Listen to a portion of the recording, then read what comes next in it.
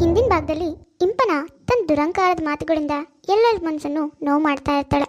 ಇದೇ ಕಾರಣಕ್ಕೆ ಬಾಳ್ಗಿಗೆ ಅಂತ ಬಂದಿರೋ ಪ್ರಮೀಳಾ ಮತ್ತು ಪ್ರಶಾಂತ್ ಕೂಡ ಇವಳ ಮಾತೆಲ್ಲ ಕೇಳಿಸ್ಕೊಂಡು ತುಂಬ ಬೇಜಾರು ಮಾಡಿಕೊಂಡು ಮನೆ ಖಾಲಿ ಮಾಡೋ ನಿರ್ಧಾರ ಮಾಡ್ತಾರೆ.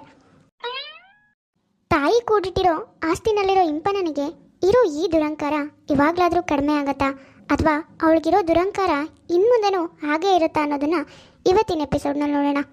ಈ ಸ್ಟೋರಿ ಮುಂದೆ ಏನಾಗುತ್ತೆ ಅಂತ ನೋಡೋದಕ್ಕಿಂತ ಮೊದಲು ಡಿಸ್ಕ್ರಿಪ್ಷನಲ್ಲಿ ಫೇಸ್ಬುಕ್ ಪೇಜ್ ಲಿಂಕ್ ಕೊಟ್ಟಿದ್ದೀನಿ, ದಯವಿಟ್ಟು ಫಾಲೋ ಮಾಡಿ. ಹಾಗೆ ನಿಮ್ಮ ಫ್ರೆಂಡ್ಸ್ ಎಲ್ಲರಿಗೂ ಶೇರ್ ಮಾಡಿ, ನನ್ನ ಫೇಸ್ಬುಕ್ ಪೇಜ್ಗೆ ಸಪೋರ್ಟ್ ಮಾಡಿ. ಲೇ ಇಂಪನ, ಯಾಕೆ ಹೀಗೆ ನನ್ನ ಹೊಟ್ಟೆ ಉರಿಸ್ತೀಯಾ? ನಿನ್ನ ನನ್ನ ಮಗಳು ಅಂತ ಹೇಳ್ಕೊಳ್ಳೋದಕ್ಕೆ ನಾಚಿಕೆ ಆಗ್ತಿದೆ ನನಗೆ.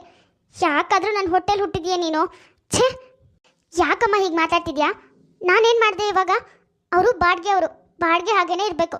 ಅದು ಬಿಟ್ಟು ನಮ್ಮನೆಗೆ ಯಾಕೆ ಬರಬೇಕು? ಅಷ್ಟಕ್ಕೂ ನೀನು ಯಾಕೆ ಕರಿಬೇಕು? ಛೇ, ನೀನೇನು ನನ್ನ ಮಗಳು ಹೌದೇನೆ? ಬರೀ ಅಹಂಕಾರ ದುರಂಕಾರನೇ ಮೈಯಲ್ಲಿ ತುಂಬಿಕೊಂಡಿದ್ಯಲ್ಲ, ಏನು ಮಾತು ಅಂತ ಆಡ್ತೀಯೇ? ನಿನ್ನಪ್ಪನ ಬುದ್ಧಿನೇ ಬಂದಿದೆ ಎಲ್ಲ ನಿನಗೆ. ಹಾಳಾದವಳೆ, ಯಾಕಾದರೂ ನನ್ನ ಹೊಟ್ಟೆಲಿ ಹುಟ್ಟಿದ್ಯೋ? ನೀನು ಇಲ್ಲದೆ ಇದ್ರೇ ಚೆನ್ನಾಗಿರ್ತಿತ್ತು. ಅಮ್ಮ, ಯಾರೋ ಮೂರನೇವ್ರಿಗೋಸ್ಕರ ನೀನು ನನಗೆ ಬೈತಾ ಇದೆಯಾ? ಸಾಕು, ಬಾಯಿ ಮುಚ್ಚೆ. ನಿನ್ನಿಂದ ಒಂದಿನನೂ ನೆಮ್ಮದಿಯಾಗಿರೋದಕ್ಕಾಗಿಲ್ಲ. ಯಾವಾಗ ನೋಡಿದ್ರು ನೀನೇ ಮುಖ್ಯ ಅಂತ ಹೇಳಬೇಕು, ನಿನ್ನ ಸುತ್ತಾನೇ ಇರಬೇಕು. ನೀನು ಮಾಡೋ ತಪ್ಪನ್ನೆಲ್ಲ ಸರಿ ಅಂತ ಸಪೋರ್ಟ್ ಮಾಡಬೇಕು. ಯಾವಾಗಲೂ ನೀನು ಹೇಳಿದ್ದೆ ನಡಿಬೇಕು. ನನಗಂತೂ ನಿನ್ನ ಸಂಭಾಳಿಸಿ ಸಾಕಾಗಿದೆ. ಯಾಕಾದರೂ ನನ್ನ ಹೊಟ್ಟೆನಲ್ಲಿ ನೀನು ಹುಟ್ಟಿದ್ಯೋ ಅನ್ನಿಸ್ತಿದೆ. ನೀನು ಹೀಗೆ ಅಹಂಕಾರದಿಂದ ನನ್ನ ನೆಮ್ಮದಿ ಹಾಳು ಮಾಡ್ತೀಯ ಅಂತ ಮೊದಲೇ ಗೊತ್ತಿದ್ದಿದ್ರೆ ಆವಾಗಲೇ ನಿನ್ನ ಅಪ್ಪನ ಜೊತೆಗೆ ಕಳಿಸ್ಬಿಡ್ತಾ ಇದ್ದೆ ಕಣೆ. ಅಮ್ಮ, ಪದೇ ಅಪ್ಪಂಗೆ ಬೈಬೇಡ ನೀನು. ಮುಚ್ಚೆ ಬಾಯ್ನ. ನಿನ್ನಪ್ಪ ಅಹಂಕಾರದಲ್ಲೇ ತಾನೆ ಮಾಡಿರೋದೆಲ್ಲ ಸರಿ ಅನ್ನೋ ಹಾಗೆ ನನ್ನ ನಡು ನೀರಿನಲ್ಲಿ ಬಿಟ್ಟು ಯಾವಳನ್ನೋ ಕಟ್ಕೊಂಡು ಹೋದ್ರು. ಹಾಗೆ ನೀನು ಒಂದಿನ ಯಾರನ್ನೋ ಕಟ್ಕೊಂಡು ಹೋಗೋಳೆ. ನಿನ್ಗೇನೆ ಗೊತ್ತು ನಿನ್ನ ತಂದೆ ನನ್ನ ಬಿಟ್ಟು ಹೋದ್ಮೇಲೆ ಎಷ್ಟು ಕಷ್ಟಪಟ್ಟಿದ್ದೀನಿ ಅಂತ. ನಿನ್ನಿಷ್ಟು ದೊಡ್ಡೋಳು ಮಾಡೋದಕ್ಕೆ ಅದು ಎಷ್ಟು ಕಷ್ಟಪಟ್ಟಿದ್ದೀನಿ ಅಂತ ನನಗೆ ಗೊತ್ತು. ನಿನ್ಗೇನು ಗೊತ್ತು? ಅಮ್ಮ, ಹೀಗೆಲ್ಲ ಹೇಳ್ಬೇಡ. ನಾನಂಥದ್ದು ಏನು ಮಾಡಿದೆ ಇವಾಗ? ಇನ್ನು ಏನೇ ಮಾಡಬೇಕು ಅಂತ ನೀನು ಹೇಳ್ತಾ ಇರೋದು? ಇವಾಗ ಮಾಡಿರೋದೆಲ್ಲ ಸಾಲ್ದೇನೆ ಯಾರೇ ಬಂದ್ರೂ ನಿನ್ಗಾಗಲ್ಲ. ಒಬ್ಬರ ಜೊತೆಗೂ ಹೇಗೆ ನಡ್ಕೋಬೇಕು ಅಂತಾನೂ ಗೊತ್ತಿಲ್ಲ ನಿನಗೆ. ಎಲ್ಲರೂ ಆಡ್ಕೊಳ್ತಿದ್ದಾರೆ. ಲಲಿತನಿಗೆ ಮಗಳಿನ ನೆಟ್ಟಿಗೆ ಬುದ್ಧಿ ಹೇಳೋದಕ್ಕೆ ಬರಲ್ಲ. ತಾಯಿ ಮಗಳು ಒಂದೇ ಥರ ಇದ್ದಾರೆ ಅನ್ಸುತ್ತೆ. ಅದಕ್ಕೆ ಮಗಳಿಗೆ ಬರೀ ಅಹಂಕಾರನೇ ಇದೆ. ಅಹಂಕಾರದಲ್ಲೇ ಮೆರಿತಾ ಇದ್ದಾಳೆ. ಗಂಡ ಊರ ಮೇಲೆ ಬೇರೆ ಯಾರ್ದೋ ಜೊತೆಗಿದ್ರು ಪರವಾಗಿಲ್ಲ, ಮಗಳಿಗೆ ಮಾತ್ರ ಅಹಂಕಾರನೇ ಕಲಿಸಿದಾಳೆ ಅಂತ ಜನಕ್ಕೆ 100 ಮಾತಾಡ್ತಿದ್ದಾರೆ. ನಿನ್ಗೆ ಹೇಗೆ ಇವೆಲ್ಲ ಆಗತ್ತೆ? ಅರ್ಥ ಆಗತ್ತಾ? ಪ್ರಮೀಳಾ ಹೇಳಿದ ಸರಿಯಾಗೇ ಇದೆ. ನಾನು ಇಷ್ಟೆಲ್ಲ ಕಷ್ಟಪಟ್ಟು ಮಾಡಿರೋದಲ್ವಾ? ನೀನು ಕಷ್ಟಪಟ್ಟು ಮಾಡಿದ್ರೆ ನಿನಗೆ ಗೊತ್ತಾಗ್ತಿತ್ತು ವ್ಯಾಲ್ಯೂ ಏನು ಅಂತ. ಯಾಕಾದರೂ ಬದುಕಿದಿನೋ ಅನ್ನಿಸ್ತಿದೆ ಕಣೆ. ಮನೆ ಒಳಗೆ ಕೂರ್ತೀಯಲ್ಲ, ನಿನಗೇನು ಗೊತ್ತಾಗಲ್ಲ ಯಾರು ಹೇಗೆ ಮಾತಾಡ್ತಿದ್ದಾರೆ ಅಂತ. ಆದರೆ ನಾನಲ್ವಾ ಹೊರಗೆ ಹೋಗೋಳು? ನನಗೆ ತಾನೇ ಎಲ್ಲರೂ ಬಾಯಿಗೆ ಬಂದಾಗ ಮಾತಾಡೋದು. ಇದನ್ನೆಲ್ಲ ಕೇಳಿಸ್ಕೊಂಡು ಬದುಕೋದಕ್ಕಿಂತ ಸಾಯೋದೇ ಮೇಲು ಅನ್ನಿಸ್ತಿದೆ.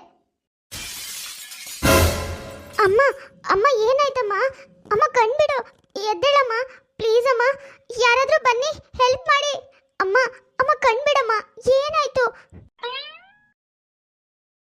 ಆಂಟಿ, ಅಮ್ಮ ಮಾತಾಡ್ತಿಲ್ಲ.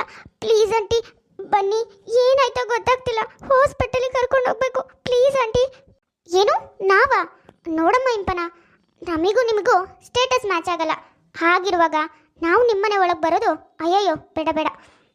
ನಾವು ಇಷ್ಟೆಲ್ಲ ಶ್ರೀಮಂತಿಕೆ ಇಲ್ಲದೆ ಇರ್ಬೋದು ನಿಮ್ಮಷ್ಟು, ಆದರೆ ನಮಗೆ ಸ್ವಲ್ಪ ಅಲ್ಲಮ್ಮ ಜಾಸ್ತಿನೇ ಸ್ವಾಭಿಮಾನ ಇದೆ.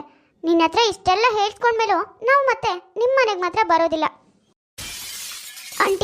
ಆಂಟಿ ಪ್ಲೀಸ್ ಆಂಟಿ, ಹೀಗೆಲ್ಲ ಮಾತಾಡಬೇಡಿ. ನಿಮ್ಮ ಕೈ ಮುಗಿತೀನಿ. ಏನೋ ತಿಳಿದೆ ತಪ್ಪು ಮಾಡಿಬಿಟ್ಟೆ. ದಯವಿಟ್ಟು ನನ್ನಮ್ಮನ ಪ್ರಾಣ ಕಾಪಾಡಿ. ಅವಳು ಕಣ್ಣೇ ಬಿಡ್ತಿಲ್ಲ, ಪ್ಲೀಸ್ ಆಂಟಿ. ನೋಡು, ನೀನು ಏನೇ ಹೇಳಿದ್ರು ಅಷ್ಟೇ ಇಂಪನ, ನಾವು ಮಾತ್ರ ನಿನಗೆ ಯಾವ ಸಹಾಯನೂ ಮಾಡಲ್ಲ. ದಯವಿಟ್ಟು ಇಲ್ಲಿಂದ ಹೊರಟೋಗು. ಯಾಕೆ? ನಿನಗೆ ಸಂಕಟ ಆದರೆ ನೋವಾದರೆ ಮಾತ್ರನ ಬೇಜಾರಾಗೋದು? ಅದೇ ನಿನ್ನ ಎದುರಿಗಿರೋರಿಗೆ ನೀನೇ ಎಷ್ಟು ನೋವು ಮಾಡಿದ್ರು ಅದು ಅವ್ರಿಗೆ ಮಾತ್ರ ನೋವಾಗಲ್ಲ ಅಂತ. ನೋಡು, ಜಾಸ್ತಿ ಮಾತೆಲ್ಲ ಬೇಡ. ನಾವು ನಿನಗೆ ಸಹಾಯ ಮಾಡೋದಕ್ಕಾಗಲ್ಲ. ನೀನು ಹೊರಡ್ಬೋದು, ಯಾರನ್ನಾದರೂ ನೋಡ್ಕೋ. ನಿನ್ನ ದುರಂಕಾರ ಇದೆಯಲ್ಲ, ಅದಕ್ಕೆ ಹೇಳು, ಸರಿ ಮಾಡುತ್ತೆ ಅನ್ಸತ್ತೆ. ಪ್ರಮೀಳಾ ಆಂಟಿ ಪ್ಲೀಸ್, ದಯವಿಟ್ಟು ಸಹಾಯ ಮಾಡಿ. ಅಮ್ಮನ ಜೀವ ಉಳಿಸಿ. ಅಮ್ಮ ಕಣ್ಣೇ ಬಿಡ್ತಿಲ್ಲ, ಪ್ಲೀಸ್ ಆಂಟಿ. ಪ್ರಮೀಳಾ, ಸಾಕು, ಇವಾಗ ವಾದ ಮಾಡೋದೆಲ್ಲ ಬೇಡ. ಮೊದಲು ಲಲಿತಾ ಅವರಿಗೆ ಏನಾಗಿದೆ ಅಂತ ನೋಡೋಣ ಬಾ.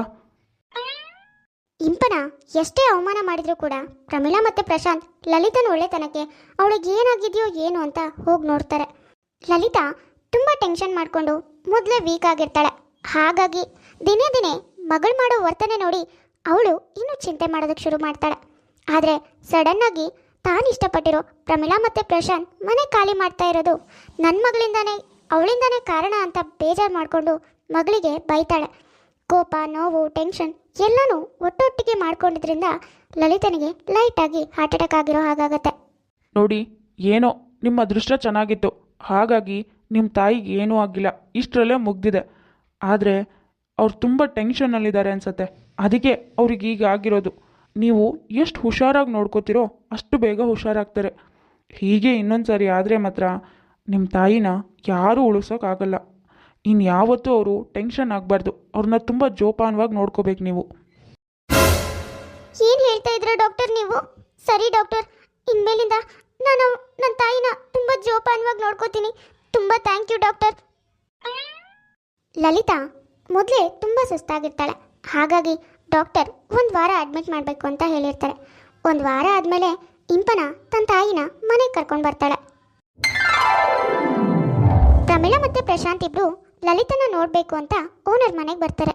ಅಮ್ಮ ಪ್ರಮಿಳಾ, ನನ್ನ ಮಗಳು ಮಾಡಿರೋ ತಪ್ಪಿಗೆ ನನ್ನ ದಯವಿಟ್ಟು ಕ್ಷಮಿಸ್ಬಿಡಿ.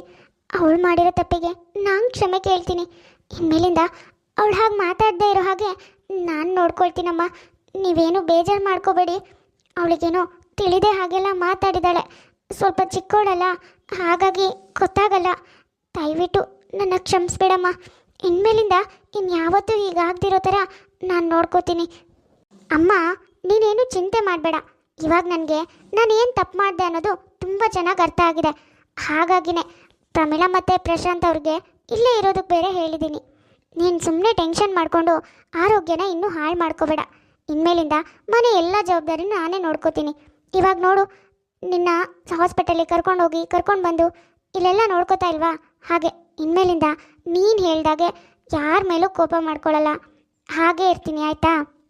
ಹೌದು ಆಂಟಿ, ನಿಮ್ಮ ಮಗಳು ತುಂಬ ಬದಲಾಗಿದ್ದಾಳೆ.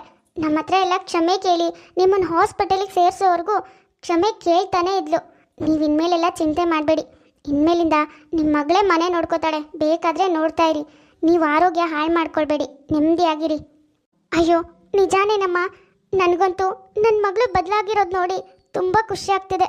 ನನ್ನ ಮಗಳು ಹೀಗೆ ಚೆನ್ನಾಗಿ ಬದಲಾಗಿ ಎಲ್ಲರ ಜೊತೆ ಮಾತಾಡ್ಕೊಂಡಿರ್ಬೇಕು. ಯಾವಾಗಲೂ ಕೋಪ ಮಾಡಿಕೊಂಡು ಅಹಂಕಾರ ತೋರಿಸ್ಬಾರ್ದು ಅನ್ನೋದೇ ನನ್ನ ಆಸೆ. ನನಗಂತೂ ಇವಾಗ ತುಂಬ ಖುಷಿ ಆಗ್ತಿದೆ ಅಮ್ಮ. ಸರಿ ಅಮ್ಮ, ನಿನಗೆ ಡಾಕ್ಟರ್ ರೆಸ್ಟ್ ಮಾಡೋದಕ್ಕೆ ಹೇಳಿದ್ದಾರೆ. ನೀನು ರೆಸ್ಟ್ ಮಾಡು, ನಾವು ಹೊರಗಡೆ ಮಾತಾಡ್ತಾ ಇರ್ತೀವಿ, ಆಯಿತಾ?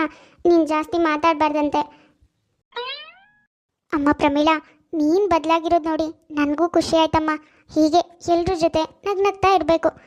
ಏನು ಅಹಂಕಾರ ಎಲ್ಲ ಮಾಡಿದ್ರೆ ಏನು ಬರುತ್ತೆ ಹೇಳು? ಇನ್ಮೇಲಾದರೂ ನಿನಗೆ ಅರ್ಥ ಆಯ್ತಲ್ಲ ನೀನು ಮಾಡಿ ತಪ್ಪು. ನನಗದೇ ಖುಷಿ ಕಣಮ್ಮ. ನಾವು ಈ ಮನೆ ಬಿಟ್ಟು ಹೋಗಲ್ಲ, ನೀನೇನು ಚಿಂತೆ ಮಾಡಬೇಡ. ಅಮ್ಮನೂ ಬೇಗ ಹುಷಾರಾಗ್ತಾರೆ, ಆಯಿತಾ? ಹೌದಮ್ಮ ಪ್ರಮೀಳಾ, ಇನ್ಮೇಲಿಂದ ನಿನ್ಗೇನಾದರೂ ಸಹಾಯ ಬೇಕಾದರೆ ಒಂದು ಫೋನ್ ಮಾಡು, ನಾವೇ ಬರ್ತೀವಿ, ಆಯಿತಾ? ಓಹೋ ಹೋ ಹೋ, ಏನು ಇಲ್ಲೇ ಜಾಂಡ ಹೋರೋಣ ಅಂದ್ಕೊಂಡಿದ್ದೀರಾ? ಏನೋ ಅಮ್ಮಂಗೆ ಹಾಗಾಯಿತು ಅನ್ನೋ ಒಂದೇ ಕಾರಣಕ್ಕೆ ಅವಳ ಎದುರಿಗೆ ನಿಮ್ಮ ಜೊತೆ ಚೆನ್ನಾಗಿ ಮಾತಾಡಿದೆ ಅಷ್ಟೇ. ನೋಡಿ, ನೀವಿಲ್ಲಿರೋ ಅವಶ್ಯಕತೆ ಏನೂ ಇಲ್ಲ. ನಾನು ಏನೋ ಒಂದು ಹೇಳಿ ಅಮ್ಮನ ಮ್ಯಾನೇಜ್ ಮಾಡ್ತೀನಿ. ತಾವಿನ್ನು ಹೊರಡ್ಬೋದು. ಅಕಸ್ಮಾತ್ ಇಲ್ಲಿದ್ರೂ ನಾನು ಹೇಳ್ದಂಗೆ ಕೇಳ್ಕೊಂಡು ಬಿದ್ದಿರಬೇಕು. ನೀವು ಬಾಡಿಗೆಗೆ ಮಾತ್ರ ಬಂದಿರೋರು, ಓನರ್ ಏನಲ್ಲ. ಇಂಪನ, ಏನು ಮಾತಾಡ್ತಿದ್ಯಾ ನೀನು? ಅವಾಗಲೇ ತಾನೇ ಅಷ್ಟೆಲ್ಲ ಸಹಾಯ ಮಾಡಿದ್ದೀವಿ, ಅದರದ್ದು ಕೃತಜ್ಞತೆ ಇಲ್ವಲ್ಲ ನಿನಗೆ? ಎಷ್ಟು ದುರಂಕಾರದಿಂದ ಮಾತಾಡ್ತಿದ್ಯಾ? ಛೇ! ಏನು ಕೃತಜ್ಞತೆನಾ? ನೀವೇನು ಬಿಟ್ಟಿಯಾಗಿ ಸಹಾಯ ಮಾಡಿ ಅಂತ ನಾನು ಹೇಳಿದ್ನಾ? ಇವಾಗ ದುಡ್ಡು ಬಿಸಾಕ್ತಿದ್ದೀನಿ ತಾನೆ, ಅದನ್ನು ತಗೊಂಡು ಹೋಗ್ತಾ ಇರಿ. ಛೇ, ನೀನು ಮಾತ್ರ ಈ ಜನ್ಮದಲ್ಲಿ ಬುದ್ಧಿ ಕಲಿಯಲ್ಲ ಕಣೆ. ಅಷ್ಟೆಲ್ಲ ಆಗಿದೆ, ಇವಾಗಲಾದರೂ ಅರ್ಥ ಮಾಡ್ಕೋತೀಯಾ? ನೀನು ದುರಂಕಾರದಿಂದಾನೆ ನಿನ್ನ ತಾಯಿ ಹಾಸಿಗೆ ಹಿಡ್ದಿರೋದು. ನೀನು ನೆಟ್ಟಗಿದ್ದಿದ್ರೆ ಇಷ್ಟೊತ್ತಿಗೆ ಅವರು ಚೆನ್ನಾಗಿರ್ತಾ ಇದ್ರು. ಆದರೆ ನೀನಂತೂ ಇವಾಗಲೇ ಬುದ್ಧಿ ಕಲಿದೇ ಇರೋಳು ಈ ಜನ್ಮದಲ್ಲಿ ಬುದ್ಧಿ ಕಲಿಯಲ್ಲ. ನೋಡಿ, ನಿಮಗೆ ಹೆಚ್ಚಿಗೆ ಮಾತು ಬೇಡ. ಈ ಮನೇಲಿ ಇರೋದಾದರೆ ನಾನು ಹೇಳ್ದಾಗೆ ಕೇಳ್ಕೊಂಡು ಬಿದ್ದಿರಬೇಕು. ಬಾಡಿಗೆಯವ್ರು ಬಾಡಿಗೆ ಥರನೇ ಇರಬೇಕು. ಅದು ಬಿಟ್ಟು ನಮ್ಮನ್ನು ಮಾತಾಡ್ಸೋಕೆ ಬರೋದಾಗಲಿ, ನಮ್ಮ ಮನೆಗೆ ಊಟಕ್ಕೆ ಬರೋದಾಗಲಿ, ನಮ್ಮ ಮನೆಗೆ ಏನಾದರೂ ಒಂದು ಹೇಳೇ ಹೇಳ್ಕೊಂಡು ಬರೋದಾಗಲಿ ಮಾಡಬಾರ್ದು. ಅದೆಲ್ಲ ನಿಮ್ಗಾಗಲ್ಲ ಅಂದರೆ ಇಲ್ಲಿಂದ ಹೋಗ್ತಾ ಇರ್ಬೋದು. ನಾನು ನನ್ನ ತಾಯಿಗೆ ಏನೋ ಹೇಳಿ ಮ್ಯಾನೇಜ್ ಮಾಡ್ಕೋತೀನಿ. ನಿಮ್ಮ ಅವಶ್ಯಕತೆ ಇಲ್ಲ. ದುಡ್ಡು ಬಿಸಾಕಿದ್ದೀನಿ ತಾನೆ, ಸುಮ್ಮನೆ ಎತ್ಕೊಂಡು ಹೋಗ್ತಾ ಇರಿ. ಹೌದು ಕಣೆ, ಹೌದು. ಯಾಕೆ ಹೇಳು? ಬಿಸಾಕ್ತೀಯ ದುಡ್ಡನ್ನ? ನೀನು ದುಡ್ದಿರೋದಲ್ವಲ್ಲ, ಹಾಗಾಗಿ. ನೀನೇ ಕಷ್ಟಪಟ್ಟು ದುಡ್ದಿದ್ರೆ ಆ ದುಡ್ಡಿನ ವ್ಯಾಲ್ಯೂ ಗೊತ್ತಾಗ್ತಿತ್ತು. ಆದರೆ ನೀನೇನು ದುಡ್ದಿಲ್ವಲ್ಲ, ಹೇಗೂ ನೀನು ಬಿಟ್ಟು ತಿನ್ನೋಳು, ಅದಕ್ಕೆ ನಿನಗೇನೂ ಗೊತ್ತಾಗಲ್ಲ. ಪ್ರಮೀಳಾ, ಇಂಥವಳ ಹತ್ರ ನೀನೇನೆ ಮಾತಾಡ್ತೀಯಾ? ಇವಳಿಗಂತೂ ಈ ಜನ್ಮದಲ್ಲಿ ಬುದ್ಧಿ ಬರಲ್ಲ. ಇನ್ನು ಯಾರ್ಯಾರನ್ನ ಕಳ್ಕೋಬೇಕು. ಒಂದಿನ ಎಲ್ಲ ಕಳ್ಕೊಂಡು ಬೀದಿಗೆ ಬರೋ ದಿನನೂ ಬರುತ್ತೆ ಅನ್ಸುತ್ತೆ. ಅಹಂಕಾರ ಒಳ್ಳೇದಲ್ಲ ಮನುಷ್ಯನಿಗೆ. ಬಾರೆ ಹೋಗೋಣ ನಾವು. ಚಟ್ಟಿ ನೆಲಕ್ಕೆ ಬಿದ್ದರೂ ಮೀಸೆ ಮಣ್ಣಾಗಿಲ್ಲ ಅಂತ ಹೇಳ್ತಾರಲ್ಲ, ಹಾಗೆ ಇಂಪನಂಗೆ ಇಷ್ಟೆಲ್ಲ ನಡೆದ್ರೂ ಕೂಡ ಅವಳ ದುರಂಕಾರ ಅಹಂಕಾರ ಯಾವುದು ಕಡಿಮೆ ಆಗಿರಲ್ಲ. ಕೆಲವೊಬ್ಬರು ಹಾಗೆ, ಅವರು ದುರಂಕಾರ ಅಹಂಕಾರ ಯಾವುದೇ ಆಗಿರ್ಬೋದು, ಅವ್ರ ಸ್ವಭಾವನ ಯಾವತ್ತೂ ಅವರು ಬದಲಾಯಿಸೋದೇ ಇಲ್ಲ. ಅದರಲ್ಲೂ ಬೇರೆಯವ್ರ ದುಡ್ಡಲ್ಲಿ ಬದುಕೋ ಕೆಲವಷ್ಟು ಜನ ದುರಂಕಾರ ಅಹಂಕಾರ ತೋರಿಸೋದು ಜಾಸ್ತಿ ಆಗಿರತ್ತೆ. ತಾವಾಗೇ ದುಡ್ದು ಕಷ್ಟಪಟ್ಟರೆ ಕಷ್ಟದ ವ್ಯಾಲ್ಯೂ ಗೊತ್ತಿರತ್ತೆ, ಹೊರಗಿನ ಪ್ರಪಂಚದ ವ್ಯಾಲ್ಯೂ ಗೊತ್ತಿರತ್ತೆ. ಹಾಗಾಗಿ ಅವರು ಸ್ವಲ್ಪ ಸ್ಪಂದಿಸ್ತಾರೆ. ಆದರೆ ಬೇರೆಯವ್ರ ದುಡ್ಡಲ್ಲಿ ಬದುಕೋ ಮಕ್ಕಳು ಅಥವಾ ಹೆಂಡತಿ ಯಾರೇ ಆಗಿರ್ಬೋದು, ಅವರು ಈ ಥರ ದುರಂಕಾರ ಮಾಡೋದು ಜಾಸ್ತಿನೇ ಇರುತ್ತೆ.